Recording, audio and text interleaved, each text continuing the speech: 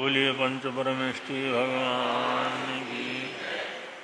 शासनपति भगवान महावीर स्वामी परम घोर तपस्वी स्वामी श्री न्याय संजीव महाराज, परम सरलात्मा दादा गुरुदेव श्री खूब चंदी महाराज, संघ संरक्षक बहुसूत्र पूज्य गुरुदेव श्री फूल चंदी महाराज, उत्तर भारतीय प्रवर्तक शासन सूर्य पूज्य गुरुदेव श्री शांति स्वरूप जी महाराज, श्रवण संज्ञ सलाहकार भीष्म पितामह राज ऋषि पूज्य गुरुदेव श्री सुमति प्रकाश जी महाराज की जय।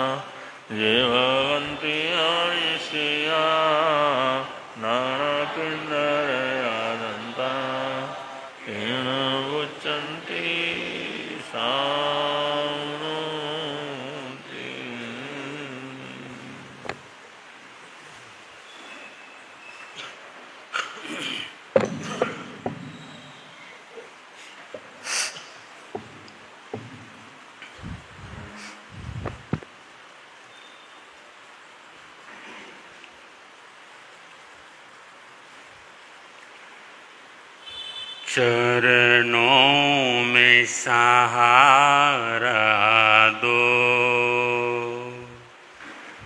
प्राणों का उजारा दो। चरणों में सहारा दो, प्राणों का उजारा दो।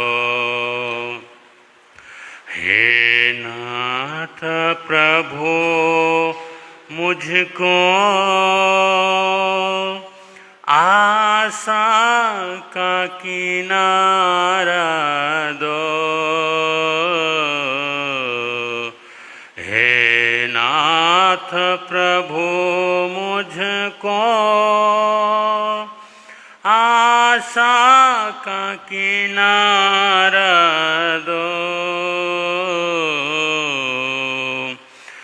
चरणों में सहारा दो।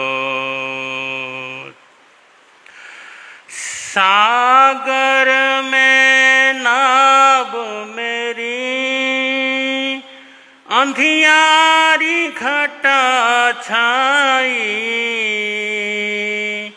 सागर में नाव मेरी अंधियारी घटा छाई, तूफान भी बदला, जीवन की कथताई, तूफान भी बदला, जीवन की खताई, जीवन है जहर तुम बिन जीने का बहाना दो, जीवन है जहर तुम बिन जीने का बहाना दो, चरणों में सहारा दो, प्राणों का उजारा दो, हे नाथ प्रभु मुझको आशा का किनारा दो, चरणों में सहारा दो, ढलती है उम्र सारी, जीवन के शिखर पर से ढलती है उम्र सारी, जीवन के शिखर पर से ढूंढता हूँ मैं पागल सा, बुझता है दिया क्षण में, ढूंढता हूँ मैं पागल सा, बुझता है दिया क्षण में, एक आए तेरी जग में कुछ क्षण जो गुजारा दो, एक आए तेरी जग में कुछ क्षण जो गुजारा दो, चरणों में सहारा दो, प्राणों का उजारा दो, हे नाथ प्रभु मुझको आशा का किनारा दो, चरणों में सहारा दो, घबरा गया मैं जग से, निष्ठुर सा हुआ सबसे, घबरा गया मैं जग से, निष्ठुर सा हुआ सबसे, बस प्रीत लगी हरदम प्राणों से प्रभु तुमसे, बस प्रीति लगी हरदम प्राणों के प्रभु तुमसे, रूठी जो बहारों का खोया वो नजारा दो, रूठी जो बहारों का खोया वो नजारा दो, चरणों में सहारा दो, प्राणों का उजारा दो। हे नाथ प्रभु मुझको आशा का किनारा दो,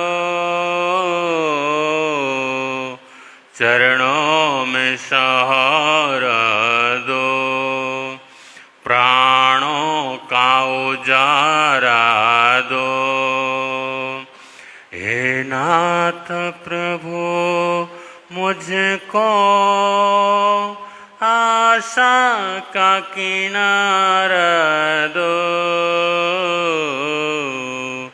चरणों में सहारा दो।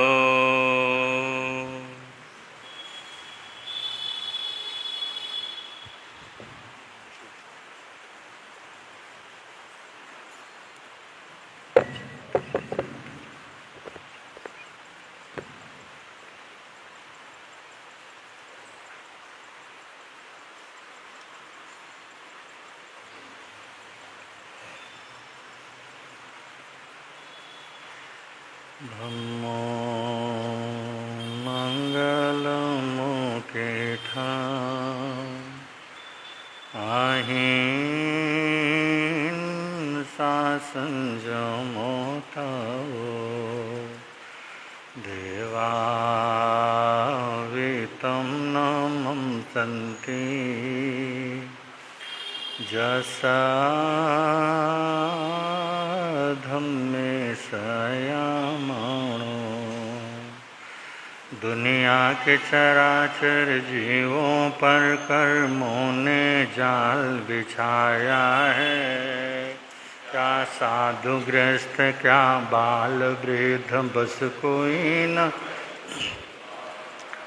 अति शुभ कर्मों के आने से संतों का समागम मिलता है। जिन वाणी श्रवण करने से दुख जन्म मरण का मिटता है। समय नदी की धार की जिसमें सब बह जाया करते है। समय बड़ा तूफान प्रबल पर्वत झुक जाया करते। अक्सर दुनिया के लोग समय में लेकिन कुछ होते जो इतिहास भरते हैं। इतिहास अनंत अनंतोपकारी त्रैलोक्यनाथ शासन के महाप्राण श्रमण भगवान महावीर स्वामी को स्मरण करते हुए आचार्य भगवान बपारद्य गुरुदेव के चरणों में वंदना। नेपाल हिंद गौरव वाचनाचार्य उपाध्याय प्रवर डॉक्टर श्री विशाल मुर्जी महाराज साहब के चरणों में कोटिश वंदन। आदरणीय मुनिराज, प्रिय श्रोताजन, जिन वाणी का लाभ हम सब लोग ले रहे हैं, जिन वाणी की श्रृंखला में आपके समय से कुछ बातें रखने से पूर्व हम सब लोग अपने आराध्य के चरणों में प्रार्थना और उनके प्रति श्रद्धा और भक्ति के शब्द प्रस्तुत करेंगे।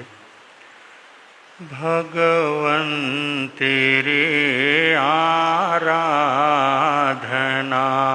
भगवन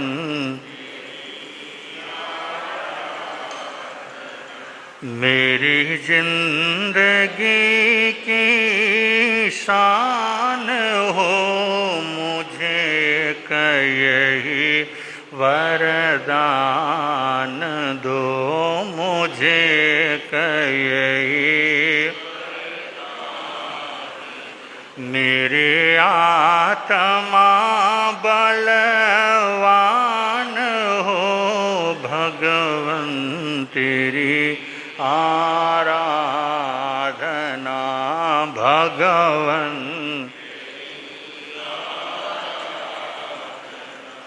पथ में हजारों विघ्न भी आए डिगाने जो अगर पथ में हजारों विघ्न भी आए डिगाने जो अगर चाहे सामने शैतान हो चाहे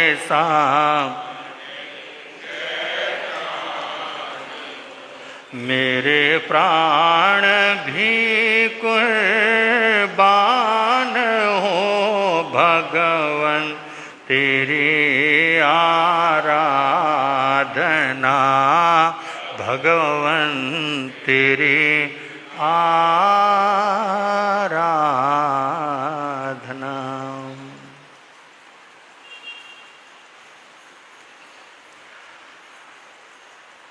प्रत्येक आत्मा शांति की कामना करता है और उस शांति के लिए हम लोग संघर्ष करते हैं। परंतु आज जिस शांति और समाधि के लिए संघर्ष करना था,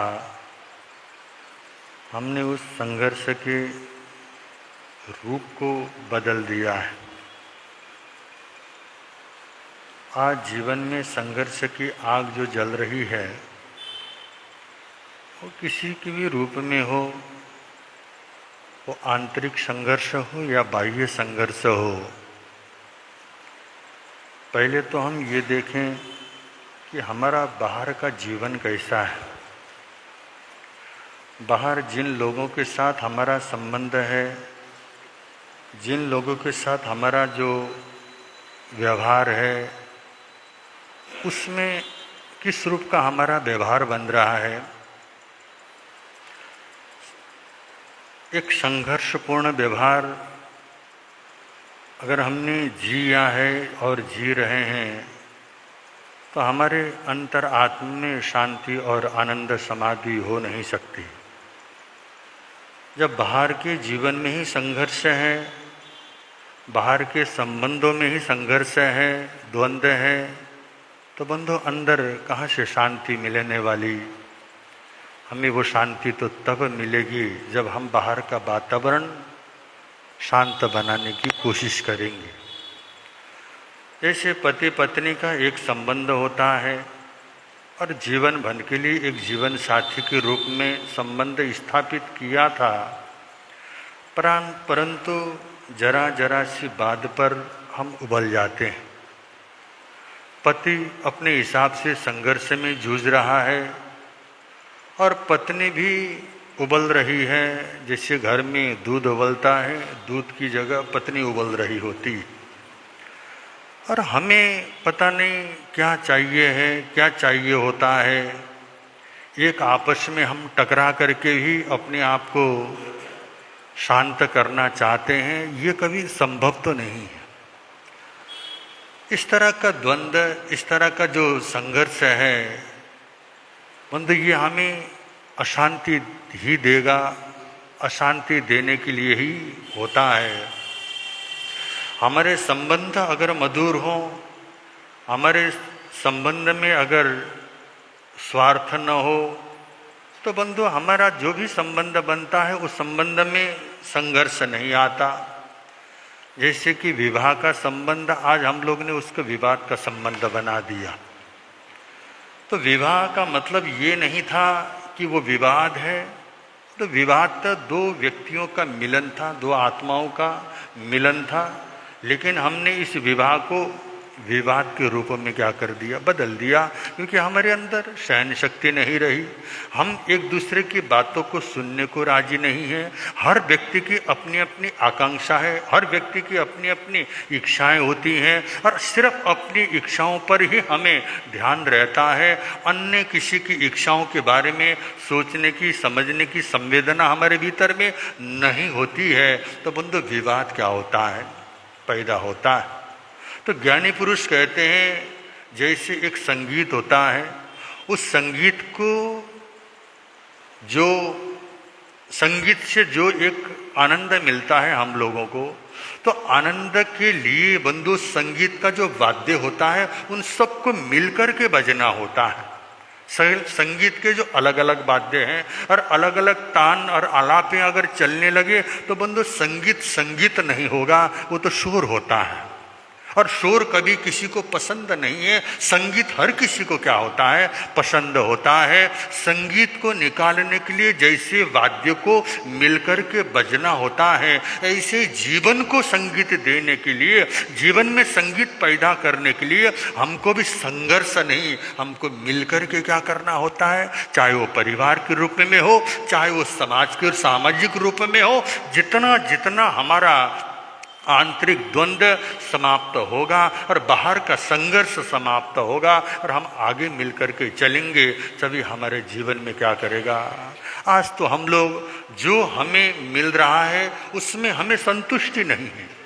हम हमेशा अपनी जेब को खाली महसूस करते हैं और सामने वाले की जेब हमें भरी हुई लगती है और सामने वाले व्यक्ति से न जाने कितना अपेक्षा हमें रहता है कि सामने वाला व्यक्ति मुझे सुख देगा, सामने वाले व्यक्ति के सुख देने से मुझे सुख मिलेगा। बस इसी सुख की कामना में बंधु हम लोग क्या हो गए हैं, भीख मंगे हो गए हैं। सिर्फ हमको हर चीज भीख में क्या चाहिए बंधु, जीवन आवश्यकता को चलाने के लिए तो एक भिखारी भीख मांगता है, परंतु आज तो हम लोग इतने बड़े भिखारी हो गए हैं, हमें तो सुख शांति और आनंद भी सामने वाले व्यक्ति के व्यवहार के ऊपर क्या है। सामने वाला व्यक्ति अच्छा होगा, सामने वाले व्यक्ति का व्यवहार अच्छा होगा तो मुझे शांति मिलेगी। आखिर मैंने क्या किया, सुख शांति को भी औरों से क्या किया, मांगना प्रारंभ किया।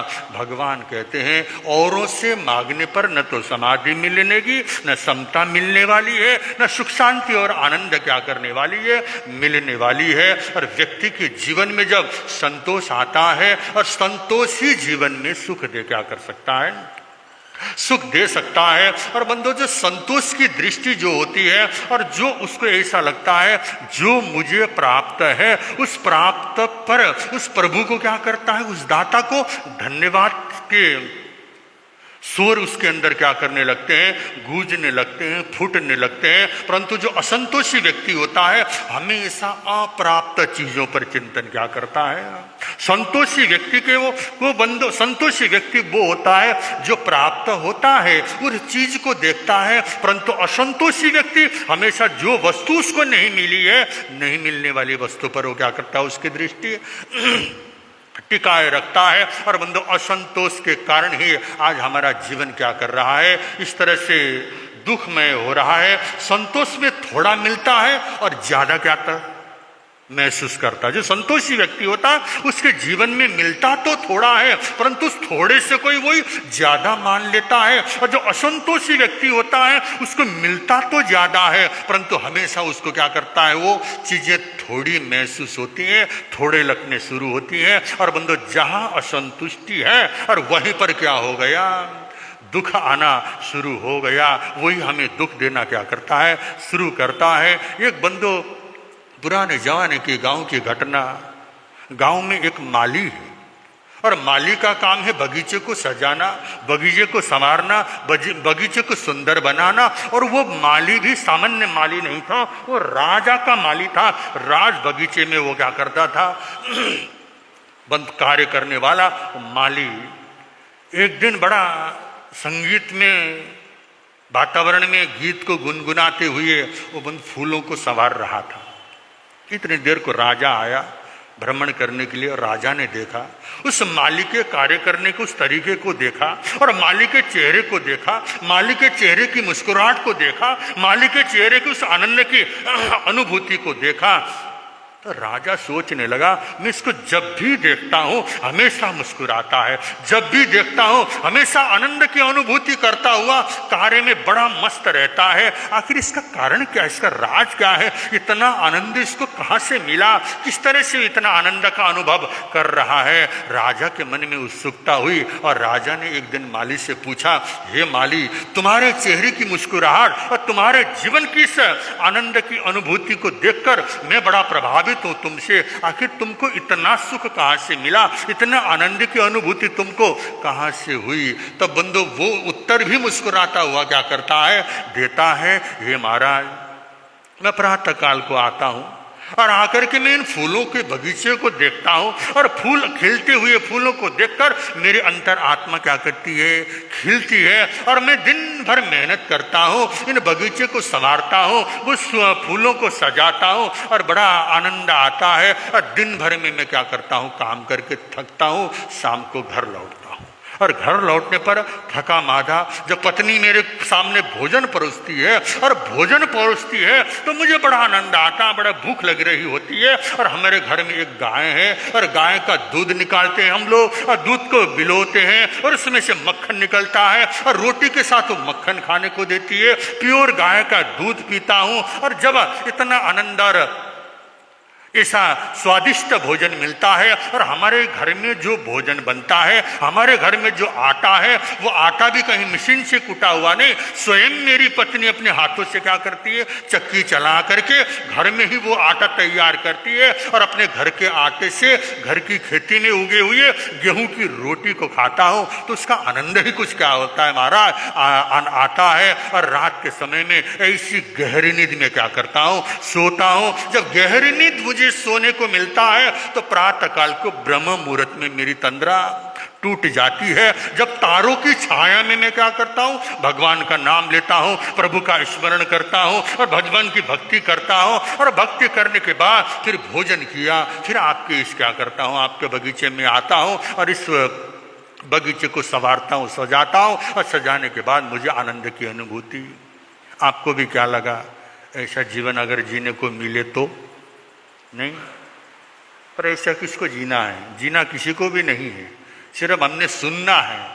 और आप लोगों को पूछा जाए कि आप लोगों के हर किसी के पास, जितने भी हम लोग यहाँ उपस्थित हैं, कोई ऐसा व्यक्ति, ऐसा माइका लाल है जिसके पास फोन ना हो? कोई है ऐसा? है तो खड़ा कर दो। अभी यहाँ की बात नहीं कर रहा, घर की बात कर रहा हूँ।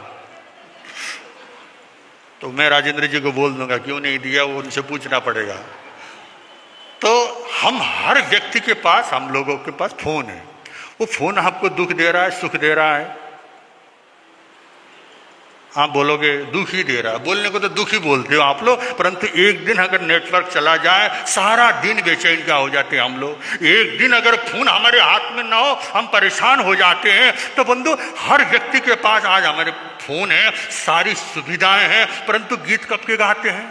पहला जमाना था 3 बजे उठा करते थे और महिलाएं क्या करती, चक्की चलाती थी, शरीर उनका स्वस्थ होता था, वो गुणगान वो गाते रहेंगे। वो चिट्ठी का जमाना था, चिट्ठी लिखते थे, कितना आनंद आता था। अरे अब भी लिखो ना चिट्ठी, किसी ने मना थोड़ी कर रखा। फोन को बंद कर दो, टेलीफोन का नियम ले लो, और टेलीफोन का नियम लेके किसी से भी सूचना लेनी हो तो तुम क्या करना, किया जा सकता है, पर होना नहीं है। सिर्फ वो स्मृति में लाना है, गाना है, और ये कहना है कि वो जीवन बड़ा अच्छा था, तो इतने के लिए क्या है बंधु, हमारा अतीत होता है। ऐसे बंधु, वो जीवन जीना चाहे तो जी सकते हैं। उस समय ये जीवन नहीं जिया जा सकता था, उस समय क्योंकि ये सुविधाएं नहीं थी। उस समय अगर आदमी चाहता था तो भी ऐसा जीवन जी नहीं सकता था, परंतु आज हमारे पास जो सुविधाएं, इतनी भरपूर सुविधाएं हैं, तो स्वर्ग में जो देवता होता है ऐसी सुविधाएं आज हमको मिल रखी है। फिर भी हम लोग असंतुष्ट हैं, फिर भी अगर हम लोग को जो अप्राप्त पर ही हमारी दृष्टि टिकी हुई है और असंतोषी है, तो इसमें हमारा कोई इलाज क्या है? आनंद मनाओ, खुशी मनाओ। आज का जीवन कितना क्या है, आनंदमय है। अतीत के जीवन को देखो, कितना संघर्षमय जीवन था। आज हमको इतनी सुविधाएं मिल रही हैं, इतना सुख सुविधाएं मिलने पर भी अगर हम रोते हैं, अगर हम लोग कलपते हैं, अगर हमको लगता है कि हमारे को अभी सुख नहीं मिला है, तो बंधु संसाधनों की गलती नहीं, हमारी स्वयं की क्या होती है, गलती होती है। और वो माली को देखो, जब उस माली ने सारी बातों को राजा के समक्ष रखा, उन्होंने कहा कि महाराज, ये छोटी सी जिंदगी मेरी, न किसी के बारे में निंदा करने का वक्त मिलता है, न किसी के बारे में निंदा सुनने का ही मेरे पास समय है। मेरा तो बस छोटा सा जीवन है, अपना छोटा सा मेरा परिवार है, पत्नी पतिव्रता है और पुत्र आज्ञाकारी है, और क्या चाहिए मेरे को जीवन में। 2 वक्त की रोटी मुझे बड़े आराम से मिल रही है, इससे ज्यादा सुख तो दूसरा हो ही नहीं सकता। आज देखो, एक दूसरे के प्रति जो अविश्वास का भाव है, हमेशा व्यक्ति क्या करता है, अविश्वास करता है। कहीं फोन की घंटी बजती है तो उसको लगता है कि गलत घंटी तो क्या है। ये दुनिया भर की जो समस्याएं आज हमारे पास आई हुई है, ये सारी सुविधाओं के कारण है। तो बंधु, माली ने बड़ा सुंदर सा उत्तर दिया और उसने अपना राजा को अपने दिनचर्या के बारे में बोला। मेरे घर के अंदर भी आनंद है, मेरा परिवार भी इसलिए मेरी तरह सुख में रहता है तुम्हारा, और आपकी सेवा करके मुझे बड़ा आनंद की अनुभूति होती है। और दिन भर मैं फूलों के साथ खेलता हूँ, और ये माली दिन भर की मेरी मेहनत मुझे क्या करती है, इस तरह का आनंदमय जीवन जीने के लिए सुख देती है। तब बंधु, ये बातें सुन करके महाराजा के मन में भाव आया, एक मैं राजमहल में दुनिया भर की सुविधाओं को भोग रहा हूं तो भी मुझे सुख नहीं मिल रहा, और एक तरफ ये माली है, इतना छोटा सा जीवन, जरा सा मैं इसको क्या करता हूं, महीने में तनख्वाह देता हूं, उसी में ये इतना आनंद की अनुभूति कर रहा है। तो बंधु, सुख तो संसाधनों में नहीं, हमारी सोच में होता है। तो महाराजा बड़ा चिंतन करते करते दूसरे दिन उसने मंत्री को बुलाया, वजीर को बुलाया, और उससे कहा कि मंत्री, मैंने कल माली के साथ थोड़ी देर सत्संग किया, और माली ने जो बातें कही मुझे बड़ी अच्छी लगी। माली कितना आनंदित है, और हम लोग कितना संघर्ष कर रहे हैं, हमारा जीवन कितना संघर्षमय है, और हम लोग कितना दुखी है। इस तरह से माली की वार्तालाप को महाराजा ने अपने मंत्री के समक्ष रखा। कहते बंधु, मंत्री ने सोचा अब इस माली के मन में क्या कर देना चाहिए, कांटा चुभो देना चाहिए, बुद्धि की तो बात है। और उसने क्या किया, दूसरे दिन माली को बुलवाया, और मालवी को बुलवाया, देखो माली, जो तुमको तनख्वाह दिया जाता है, जो तुमको हम लोग तनख्वाह दे रहे हैं, उसमें तुम्हारे को थोड़ा सा और तनख्वाह क्या कर दिया जाएगा, ज्यादा दिया जाएगा। और राज मंदिर में प्रातः काल को ठीक 7 बजे तुमने सारे फूल ला के क्या करना है, देना है। बगीचे से सुंदर फूलों को तोड़ना और ला करके तुमने मंदिर में फूल देने का काम तुमको करना पड़ेगा, और इसके एवज में तुमको और पैसे क्या कर दिए जाएंगे, दिए जाएंगे। मतलब ये सूचना मिली तो माली और क्या हो गया, खुश हो गया। परंतु रात के समय में उसको नींद नहीं आई, सोचने लगा 7 बजे उठना है, बगीचों में जाकर के सुबह सुबह फूल तोड़ करके आना है। और बंदो रात को नींद ही नहीं आई, सोचा कि मुझे पैसे तो क्या करेंगे, ज्यादा मिलेंगे। ये कल्पना में रात को उसको नींद नहीं आई, बड़ा बेचैन हुआ, रात भर करवटें बदलता रहा। सुबह जल्दी उठा, पता नहीं कितने बजे उठा, और उठ करके सुबह सुबह 5 बजे फूल लेने के लिए चला गया, फूल तोड़ करके लाया, और ला करके 7 बजे राज मंदिर में फूल वो दे देता है। और देने के बाद बंधु धीरे धीरे उसका जीवन बेचैन होना शुरू कर दिया। उसको हमेशा ये डर लगने लगा कि अगर मेरी नींद न खुली तो, मेरे साथ ऐसा हुआ तो मेरे को जो अतिरिक्त पैसे मिल रहे हैं वो पैसे मिलने क्या हो जाएंगे। यही हालत हमारी, उसकी तो छोटी सी इच्छा थी, हमारी भी तो है। अगर ये व्यापार इधर से अगर घाटा होना शुरू हुआ तो, ये बिजनेस में घाटा हुआ तो ये जमा करो, वो जमा करो, थोड़ी सी। अरे जब हमारी जीवन की आवश्यकताएं पहले जो पैसे मिल रहे थे उससे चल रही थी, तो अतिरिक्त पैसे की चाहना क्यों मन के अंदर उस व्यक्ति की आई है। इसी तरह से हमारे मन में भी न जाने कितनी इच्छाएं और आकांक्षाएं को हम लोग पालते हैं, और हम फिर ये कहते हैं कि हमको सुख क्यों नहीं मिलता।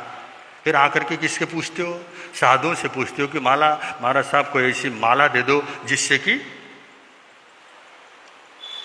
वृद्धि हो जाए, धन में वृद्धि हो जाए। ऐसी अनेक तरह की माला, और साधु भी बेचारे हम लोग क्या करते हैं, मजबूरी में देना ही पड़ता है। बहुतों को माला दिया है, पर वो माला भी देने का ढंग होता है। आपको पहले भी बताया था, सीधा माला दो तो आप जपोगे नहीं, दूसरे साधु के पास चले जाओगे। साधुओं की कमी तो है ही नहीं, आप तो एक साधु को छोड़ोगे दूसरे के पास चले जाओगे, बोले कि महाराज से फिर दूसरे से माला ले लोगे, तो साधु को बोलना पड़ता है कि 2 बजे आना, 2:30 बजे आना, अलग से आना, फिर तुमको क्या करेंगे, मंत्र देंगे, इस तरह से क्या करना। ये सारा का सारा हम क्या, अश्रद्धा का ही क्या है।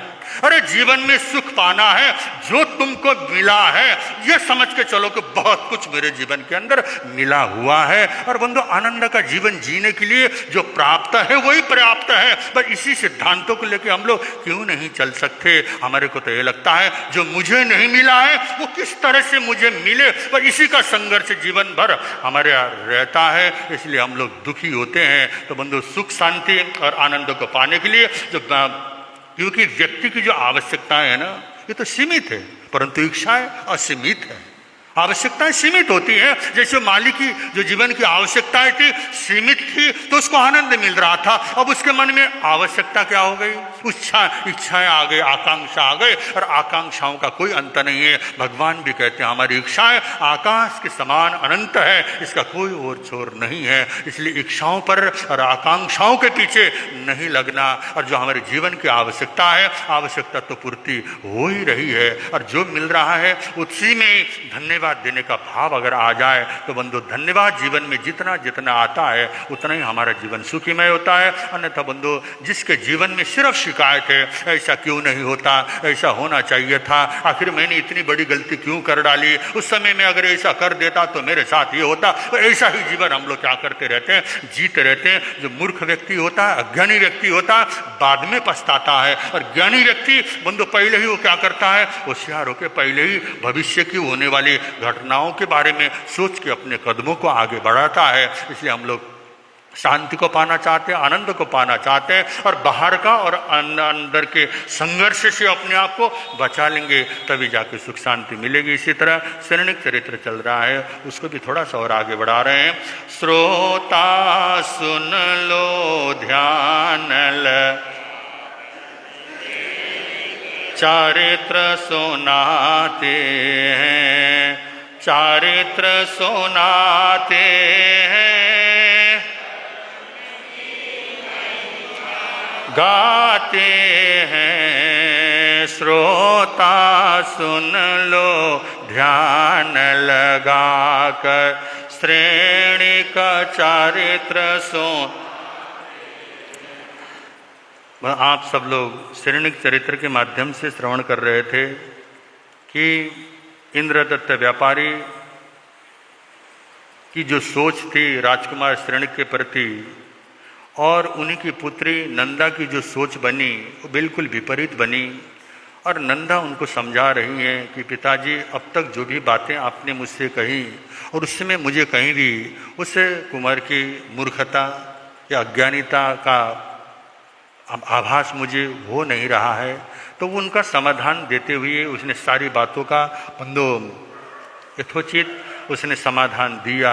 और उसके बाद इंद्रदत्त व्यापारी ने पूछा कि बेटी, जो तू उसका पक्ष ले रही है, क्या तू ये बतला सकती कि कोई भी व्यक्ति, समझदार व्यक्ति, होशियार व्यक्ति इतने घने वृक्ष के नीचे छतरी तान करके क्या करे बैठे, और देखने वाला व्यक्ति क्या मूर्ख नहीं कहेगा, उसको तो मूर्ख कहेगा, उसके साथ में रहने वाला व्यक्ति भी तो मूर्ख ही क्या हो जाता है, कहलाता है। इतने घने वृक्ष के नीचे चबूतरे में हम लोग विश्राम कर रहे थे, और मैं जो छतरी ओढ़ के आया था, मैंने तो छतरी क्या कर दी, बंद करके रख दी, परंतु उसने क्या, उस मूर्ख ने क्या कर दिया, छतरी को खोल करके वहां पे बैठना शुरू किया। तब नंदा ने कहा, हे पिताश्री, तन पे भारी बस्तर होंगे, पक्षी कर दे विष्टा, कपड़े रक्षा के खातिर छतरी खोल के बैठा। श्रोता सुन लो श्रेणी का चारित्र सुनाते हैं। तो नंदा ने कहा कि मुझे लगता है कि उसके पास सिर्फ तन में जो धारण किए हुए बहुमूल्य वस्त्र होंगे, उसके अतिरिक्त उसके पास कोई दूसरा सामान नहीं होना चाहिए, उसके पास दूसरा कोई सामान, दूसरे वस्त्र भी नहीं होंगे, ऐसा मुझे लगता है। तो मारा वो इंद्रदत्त व्यापारी ने कहा बात तो सही है, उसके पास कोई दूसरा बैग नहीं था, बिल्कुल वो खाली हाथ क्या था, जो एक छतरी ले रखा था और उसके पास कोई विशेष कुछ वस्त्र दूसरे नहीं थे और थोड़ी सी आवश्यक वस्तुओं के सिवाय उसके पास दूसरा कोई संग्रह ऐसा मुझे लग नहीं रहा था। तो नंदा ने कहा बात बिल्कुल सही है, उसके तन में जो वस्त्र थे वो भी बहुमूल्य वस्त्र होना चाहिए। तो इसलिए बहुमूल्य वस्त्र की सुरक्षा के लिए अगर वो घने वृक्ष के नीचे हम विश्राम करेंगे तो ऊपर से कोई भी पक्षी विष्टा कर देगी, पींट कर देगी, तो वस्त्र अगर गंदे हो गए तो बदलने की सुविधा उसके पास नहीं थी। एक ही वस्त्र होने के कारण उसको अपने वस्त्रों की सुरक्षा के लिए उसने क्या किया था, छतरी को तान करके बैठा था। तो पिताश्री इसके अंदर भी उसकी बुद्धिमानिता मन मुझे क्या कर रही है, नजर आ रही है। तो ऐसे वार्तालाप हो रही थी। तो आगे कहा है, पंचों की दे साक्षी परणी वो बंधी है ना, बिरपणनी छूटी कहलाती, अर्थ यही अब धार, सुन लो स्यान लगा कर श्रेणी का चरित्र। तो इंद्रदत्त व्यापारी ने कहा कि बेटी हम वहाँ बैठे थे और उस समय एक व्यक्ति, कोई मृत व्यक्ति को लेकर गांव के लोग जा रहे थे, राम नाम सत्य बोलते हुए जा रहे थे और दिख रहा था कि कोई व्यक्ति क्या हो गया, मर गया।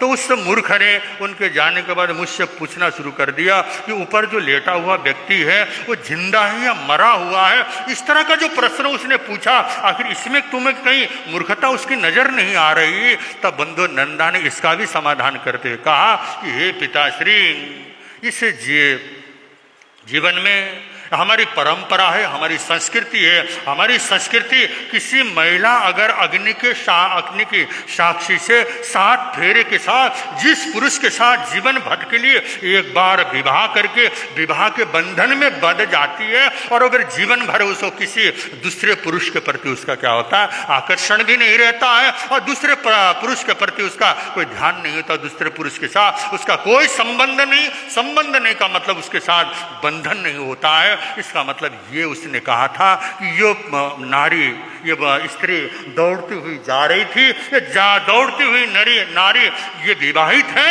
या अविवाहित है? ऐसा क्या किया उसने? आपको प्रश्न पूछा। अगर कुंवारी होगी तो अभी वो बंधी हुई नहीं है, किसी पुरुष के साथ उसका बंधन नहीं हुआ है, विवाह के बंधन में वो बंधी नहीं है। इसलिए उसने सहज सा सरल सा प्रश्न क्या किया था, आपके समक्ष रखा था, परंतु आपने इसको भी क्या कर लिया, अपनी दृष्टि से, अपनी बुद्धि के अनुसार इसको अगर गलत सुना है तो बंधु गलत आपके समझने से सामने वाला व्यक्ति गलत नहीं होता है। क्योंकि अगर हम किसी को गलत मान लेते हैं और उसके व्यवहार को देखकर हमने उसको अगर गलत समझ लिया तो सामने वाला व्यक्ति थोड़ी गलत होता है। तो भगवान भी कहते हैं कि बंदो जो व्यक्ति जैसा होता है वो वैसा ही होता है। हमारे सोचने से वो क्या होता है, न तो अच्छा होता है न बुरा होता है। बंदो तो हमारे दृष्टि के अनुसार किसी को हम अच्छा मान लेते हैं, किसी को हम बुरा मानते हैं। संसार में न कोई अच्छा है न कोई है अच्छा, कौन है अच्छा और बुरा कौन है? आप कहते हो ना वो आदमी बड़ा खराब आदमी है,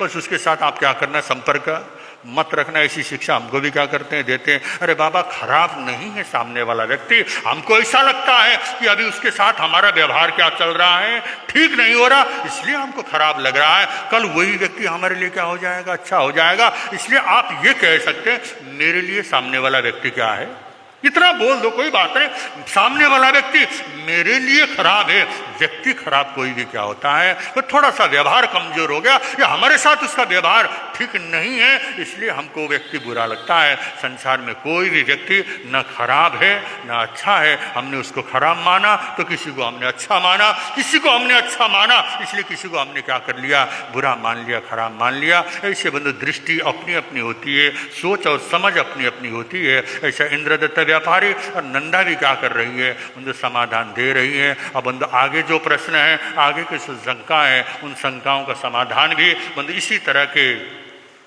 बुद्धिमत्ता के साथ बंधु नंदा अपने पिताजी को देती है। या आगे क्या होता है, घटना किस तरह से आगे बढ़ती है, ये समय के अनुसार आपके समक्ष रखने का प्रयत्न करेंगे। इतना कहते हुए वाचनाचार्य प्रवर के मुखारविंद से आप और हम सब लोग जिनवाणी श्रवण करेंगे। बोल शरण भगवान महावीर स्वामी की।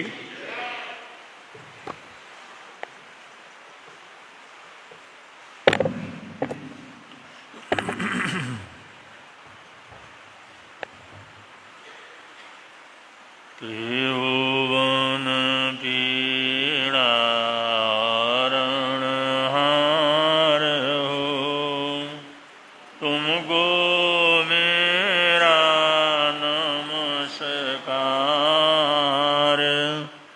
सर्व जगत के अलंकार, प्रणाम तुम्हें मेरा हर बार।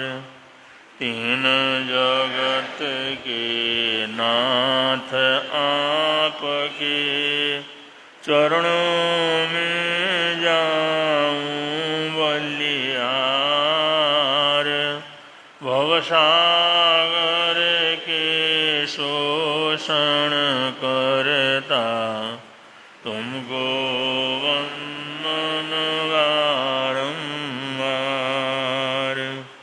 भवसागर के शोषण करता, तुमको वंदन बारंबार।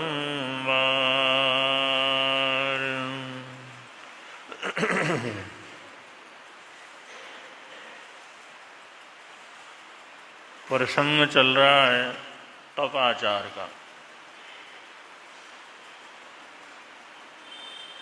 तप और तप का आचरण।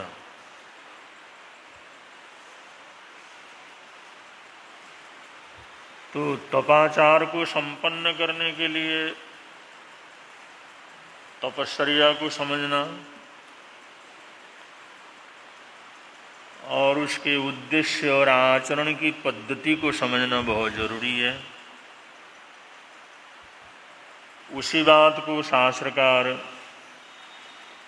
यहाँ पर संकेत के रूप में प्रस्तुत कर रहे हैं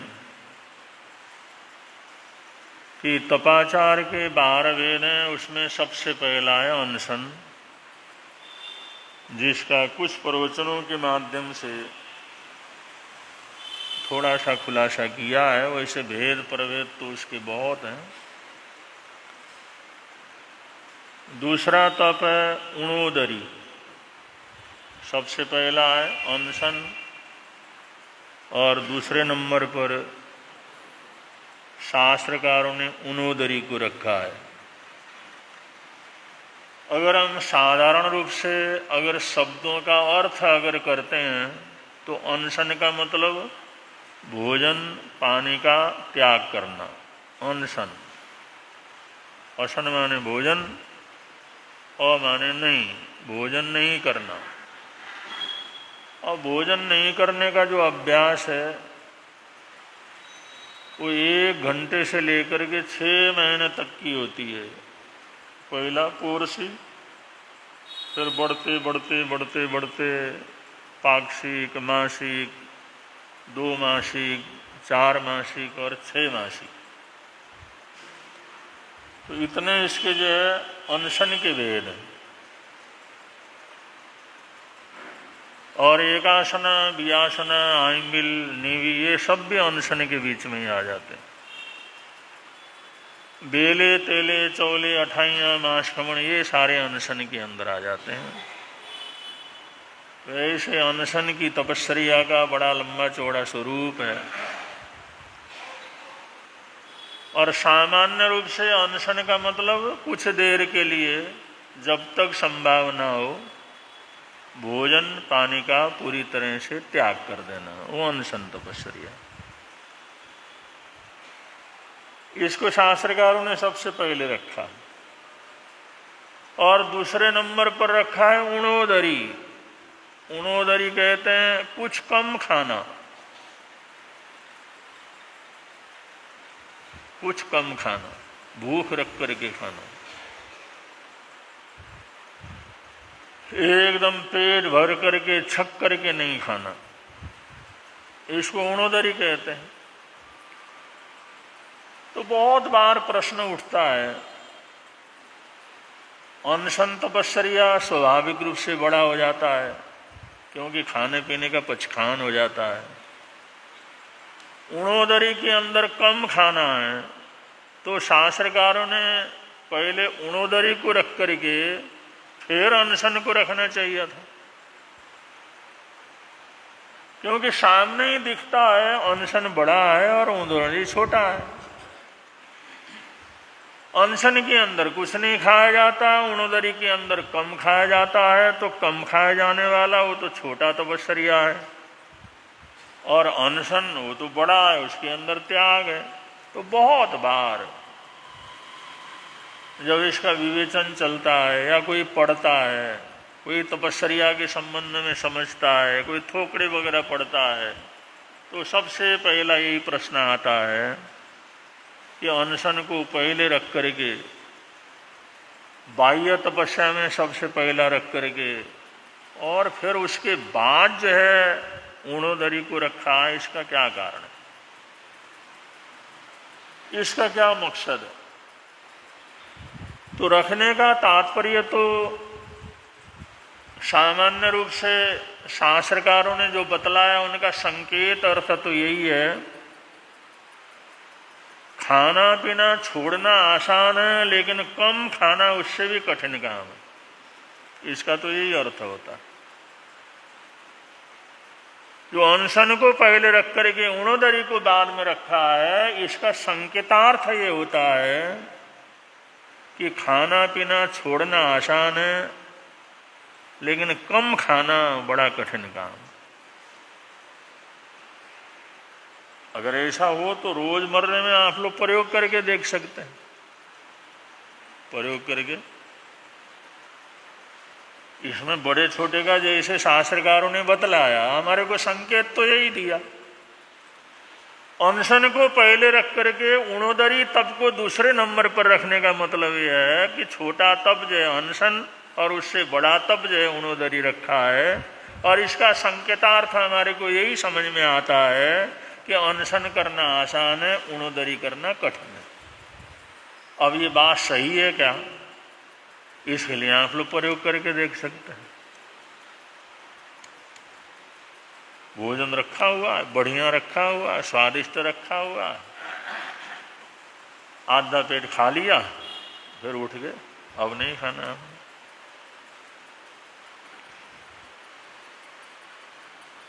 पेट भरने से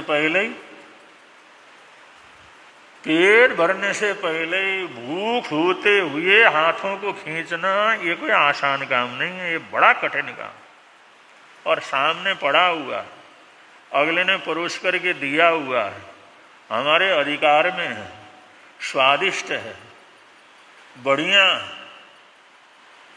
और अभी खाने के लिए भूख भी है, और फिर भी उसको छोड़ना ये बड़ा कठिन काम। जितनी अपनी भूख है उससे ज्यादा ही लेना ये तो बड़ा आसान है, क्योंकि आप लोगों का फंक्शन होता है तो जगह जगह लिखना पड़ता है, झूठा मत छोड़ो, झूठा मत छोड़ो, झूठा छोड़ो, फिर भी झूठा छोड़ देते। फिर लोगों ने सोचा भाई झूठा छोड़ो, झूठा मत छोड़ो, कर करके तो परेशान हो गए, दुखी हो गए, देते हैं फिर झूठा छोड़ देते हैं, देते हैं फिर झूठा छोड़ देते हैं। तो बोफोर्स सिस्टम रखा, भाई जितना जरूरत है उतना ही लेकर के खाओ, हम परोसेंगे नहीं। अगला कहता आपने ज्यादा दे दिया तो झूठा ही छोड़ेंगे ना, फिर क्या करेंगे, मैंने मना किया था तुमने दे दिया। उन्हें से जो है तो बड़ी मुसीबत की बात होगी, चलो बोफोर्स सिस्टम रख देते हैं, यहाँ पर सजा करके रख दिया, और जो जितना जरूरत है तुम ले लो। उसमें तो और ज्यादा झूठा छोड़ते हैं लोग, वो इतना भर लेते हैं, इतना भर लेते हैं, इतना भर लेते हैं, उनको पता ही नहीं लगता कितना हमने खाना है, कितना छोड़ना है।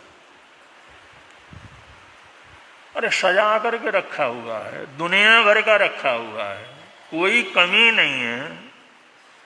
और पहले थोड़ा खा करके अगर जरूरत पड़े तो वापस ले लो। उन्होंने कहा नहीं, कहीं खत्म हो गया तो फिर क्या होगा।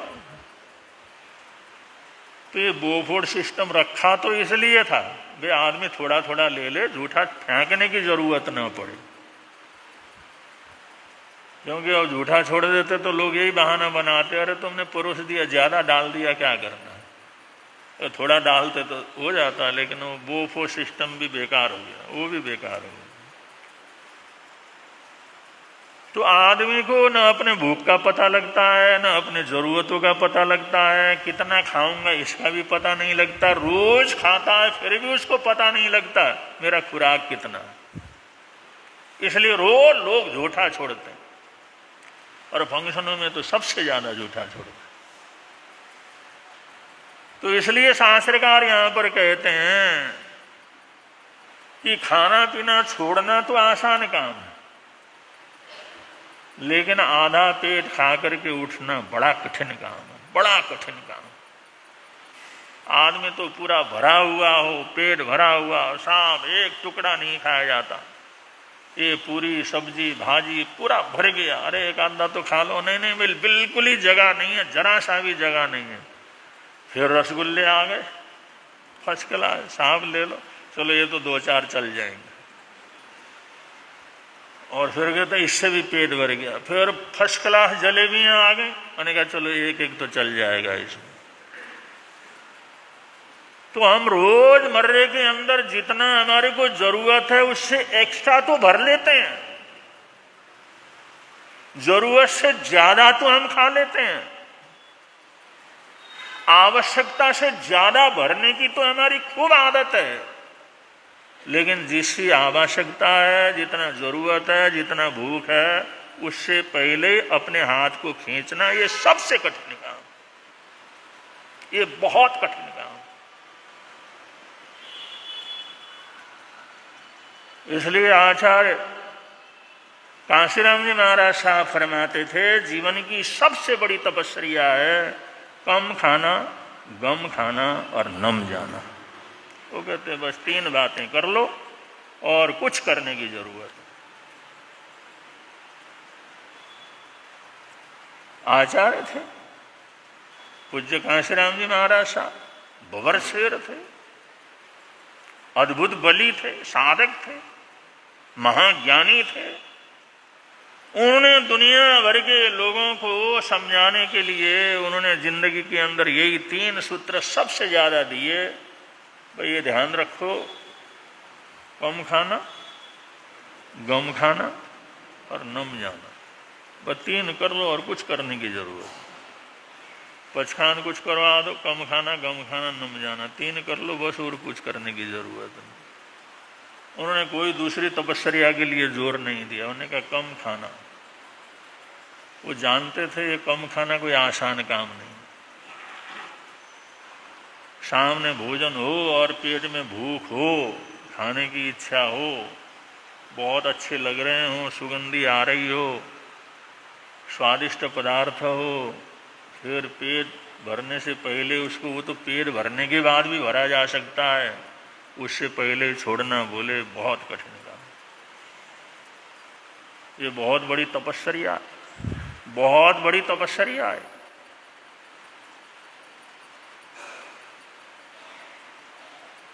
और आदमी पतला होने के लिए, दुबला होने के लिए दुनिया भर का पैसा भी खर्च कर लेता है, दवाई भी लेता है, जिम में भी जाता है, दुनिया भर का आसन वगैरह करता है।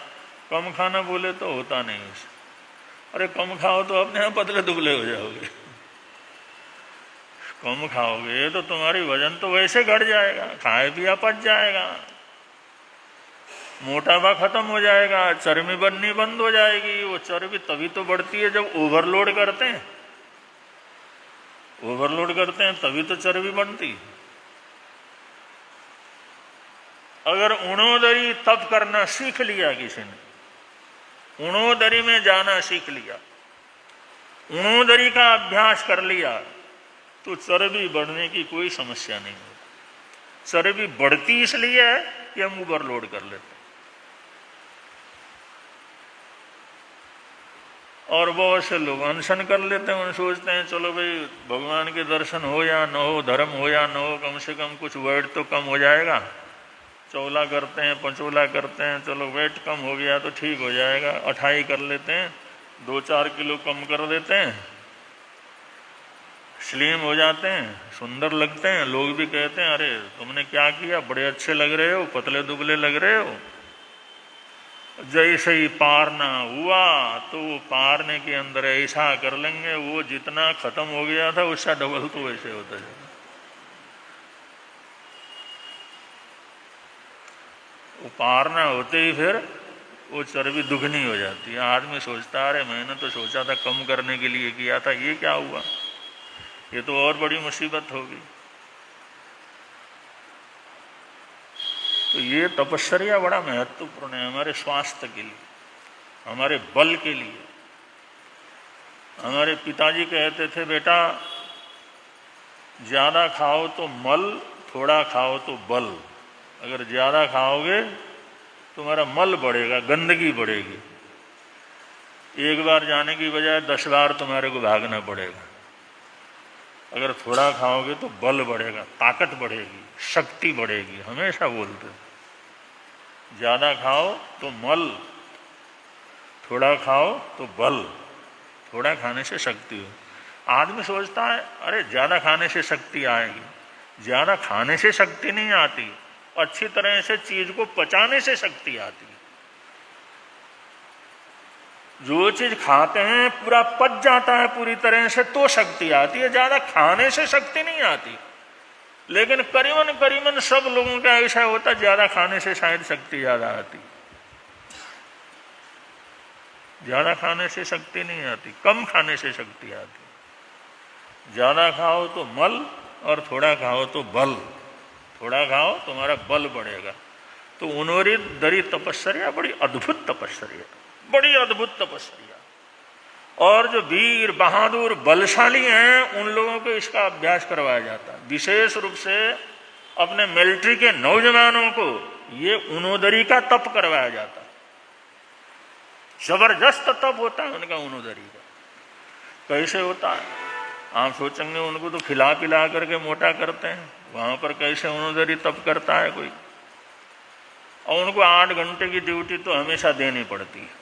अब ज़रूरत पड़ती है तो 12-12 घंटे की जो ड्यूटी हो जाती है। और उसमें कोई बॉर्डर के ऊपर है, कोई पहाड़ों के ऊपर है, कोई कहीं पर है, जंगलों में 20-20, 25-25, 30-30 किलोमीटर उनको जाना पड़ता है। देश की सुरक्षा करनी पड़ती है, फिर उसके बाद आना होता है। अब जिस समय कोई भी मिलिट्री वाला सारे थैले वगैरह सब लेकर के जाता है तो उसके थैले में भोजन तो मेस में मिलता है। जो मेस होता है जहाँ पर भोजन बनता है वहाँ पर बनता है। अब जब वो ड्यूटी के लिए जाते हैं या सीमा सुरक्षा के लिए जाते हैं या किसी के लिए लड़ने के लिए जाते हैं तो उनका एक डब्बा, वैसे तो उनमें गोली होते हैं, बारूद वगैरह होता है, वो सारी चीज़ें हथियार के सामान ज़्यादा होते हैं, और एक डब्बा ये जो है बादाम, काजू, किशमिश, इन चीज़ों से भरा हुआ रहता है। सारा जो है ये एक डब्बा पूरा भर के देते हैं। जब मिलिट्री वाला जाता है ना कहीं ड्यूटी के अंदर तो एक डब्बा ये जो काजू, बादाम, पिस्ता वगैरह जो भी हैं, ये सूखे मेवे, सभी तरह के मेवे मिला करके वो डिब्बा पूरा भर करके उसको देते हैं। ये लेकर के जाना अनिवार्य होता है। जैसे गोली बारूद लेकर के जाना अनिवार्य होता है, उसी तरह से उस डब्बे को भर करके लेना होता है। और जिस समय लेकर के जाते हैं वो, लेकिन आदेश ऐसा होता है इसमें से खाओगे नहीं, खाना नहीं, ले जाना तो पड़ता है, उठाना तो पड़ता है, लेकिन टुकड़ी के मालिक का आदेश रहता है इसमें से खाना नहीं तुम्हें। ये इमरजेंसी के लिए, अगर कहीं रास्ता भूल गए, अगर कहीं दुश्मन ने पीछा किया भागना पड़ा, अगर कहीं फंस गए, अगर कुछ हो गया, अगर तब भी अगर इतनी भयंकर भूख लगे तो एक दाना लेकर के मुंह में डालना और उसको चूसते रहना, जिससे वो भूख की जो चपेट है उसमें थोड़ी शांति मिलेगी। ये नहीं वो उठा करके खाना शुरू कर दिया, उसका डब्बा चेक होता है, ज्यादा तो नहीं खाया। 15 दिन के लिए, महीने के लिए दिया है, उसमें कम तो नहीं हुआ, तो कम हुआ तो फिर तो उसको दंड मिलता है। कभी मुसीबत हो, कभी परेशानी हो, इतनी भूख लग जाए, पेट भर के तो तुम मेस के अंदर खाओगे, मेस में आओगे वहां पर पेट भर के खाओ। लेकिन रास्ते में ड्यूटी में जब जाओगे तो कभी बहुत तकलीफ हो गई, बड़ा गला बैठ गया, पानी नहीं मिला, एक आधी टॉफी उठा करके मुंह में डाल सकते हो, बस वो भी आधी टॉफी, पूरी भी नहीं खाना।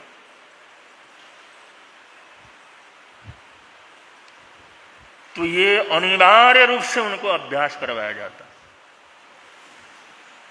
भोजन करना, पेट भर के भोजन करना तो मेस में करो, और ड्यूटी में रहोगे वहां पर तकलीफ होगी, परेशानी होगी, बहुत भूख लगी तो एक आधा दाना तो मुंह के अंदर डाल सकते हो बस।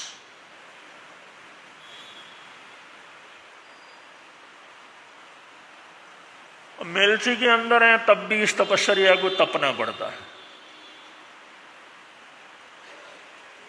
और भयंकर भूख लग रही हो उस समय एक भी दाना मुंह में लग करके उसको चूसते रहो तो वो जो भूख का जो जोर होता है ना, भूख के धक्के होते हैं, वो शांत हो जाते हैं, और उसके बाद थोड़ा सा पानी पी लो।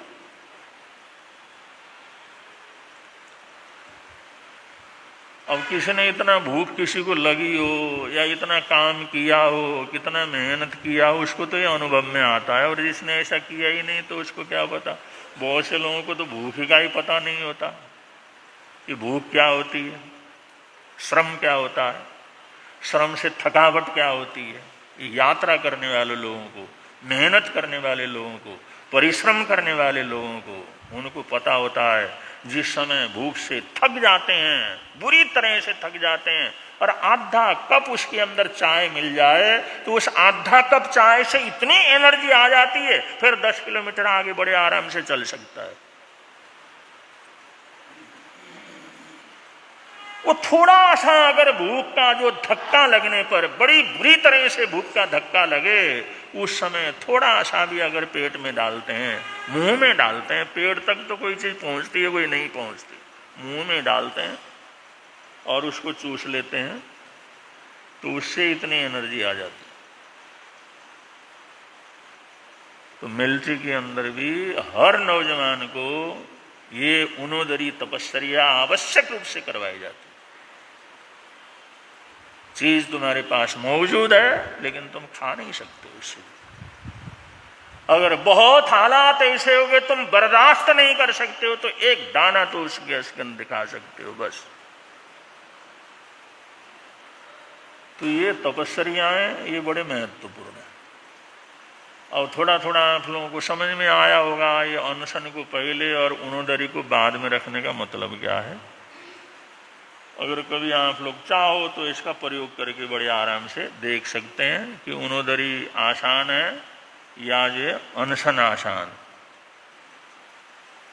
तो आप लोग सुन रहे हैं तपस्या का प्रकरण चल रहा है, आगे पर्व दिन आ रहे हैं, सबको बहुत बहुत मंगल कामनाएं सद्भावनाएं। आज ब्यावर से भी हमारे श्रावक श्राविकाएं आए हुए हैं। ब्यावर से कौन आया? खड़े हो जाओ, ये ब्यावर के श्रावक हैं। कलकत्ते से भी आए हैं, ये कलकत्ते वाले सेठ हैं। आबू पर्वत से भी आए हैं। वाह भाई वाह, बड़े दूर दूर से हमारे श्रावक लोग आए। और संतों का, पंडित जी महाराज साहब का सबका विचरण वगैरह हुआ है। तो आप सब जो आए हैं दूर दूर से उनको भी बहुत बहुत मंगल कामनाएं सद्भावनाएं। बड़े प्रेम से आप लोग बोलेंगे मिलता है आनंद प्रभु की वाणी से। मिलता है आनंद प्रभु प्रवर्तक शांति गुरुवर प्यारे। प्रवर्तक शांति गुरु जीवन नैया के रखवारे। जीवन नैया के रख जोड़ गए संबंध प्रभु की वाणी से। जोड़ गए संबंध प्रभु की वाणी से मिलता है आनंद प्रभु। आज का किसी भी भाई बहन का एकासना हो व्यासना हो तो एकासने व्यासने का प्रत्याख्यान आपकी मंदारण के अनुसार कर लेंगे। आज का उपवास अगर किसी भाई बहन का आज का उपवास हो तो आज के उपवास का प्रत्याख्यान। आज का जाप है श्री अजितनाथ भगवान को वंदन बारंबार। श्री अजितनाथ भगवान को वंदन बारंबार। श्री अजितनाथ भगवान को वंदन बारंबार। श्री अजितनाथ भगवान को वंदन। और संघ की तरफ से सूचनाएं हैं, सूचनाओं के अनंतर मंगल पाठ हो।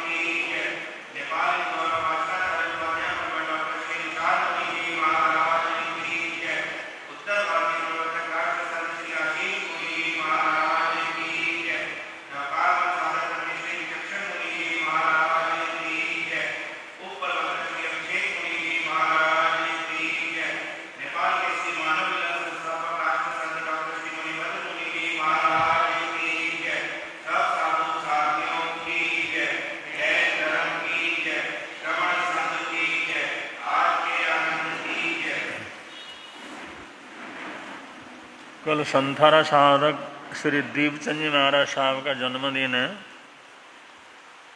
और कल जाप भी उन्हीं की स्मृति में रखा गया है और कल की गुणग्राम सभा भी रहेगी और कल के जाप में उनके प्रति सद्भावनाएं प्रकट करने के लिए ज़्यादा से ज़्यादा जाप में भाग लेने का प्रयत्न करना है।